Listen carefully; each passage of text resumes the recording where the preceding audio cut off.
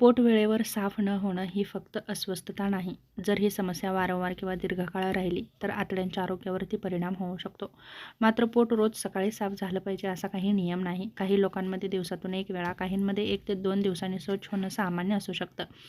शौच सहज आणि वेदनारहित आणि शौच पूर्ण झाल्यासारखं वाटणं खूप गरजेचं आहे. पहिलं म्हणजे मल कठीण होतो आणि बद्धकोष्ठता वाढते.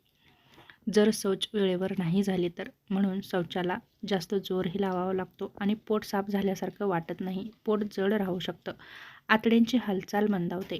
दीर्घकाळ शौच रोखणं किंवा नियमित बद्धकोष्ठता जर असेल तर हालचाल मंदावते आतड्यांची, शौचची इच्छा कमी होते, पुढं जाऊन गॅस, पोट फुगणं, अस्वस्थता जाणवते, पोट फुगल्यासारखं वाटतं, गॅस, ढेकर, पोटात गुडगुड असा आवाज येतो, भूक कमी लागू शकते, गुदद्वाराला तडे जाऊ शकतात, कठीण मल बाहेर पडताना गुदद्वाराला सूक्ष्म जखम होऊ शकतात, शौच करताना तीव्र जळजळ किंवा वेदना होऊ शकते, कधी थोडं रक्त दिसू शकतं, मूळव्याध होण्याचा मोठा धोकाही वाढू शकतो.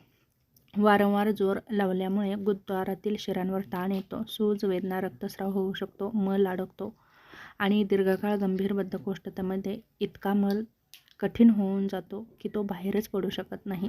त्यामुळे पोटदुखी, उलट्या, पोट फुगणं होऊ शकतं. काही वेळा वैद्यकीय उपचारही लागू शकतात. आतड्यातील सूक्ष्मजीवांचं संतुलन बदलतं.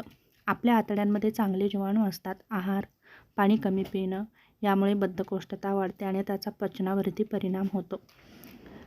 जर तुम्हाला अचानकच बद्धकोष्ठता सुरू झाली असेल, मलामध्ये रक्त दिसत असेल, वजन कमी झालेलं जाणवत असेल, भूक कमी लागत असेल तर नक्कीच डॉक्टरांचा सल्ला घ्या.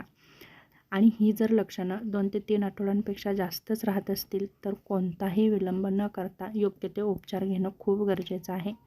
पोट साफ होण्यासाठी दररोज पुरेसं पाणी प्या, आहारामध्ये फायबर वाढवा, फळं, भाज्या खा, रोज चालणं किंवा हलका व्यायाम करा, शौचाची इच्छा दाबून ठेवू नका, झोप व्यवस्थित घ्या, जास्त प्रक्रिया केलेले पदार्थ कमी करा.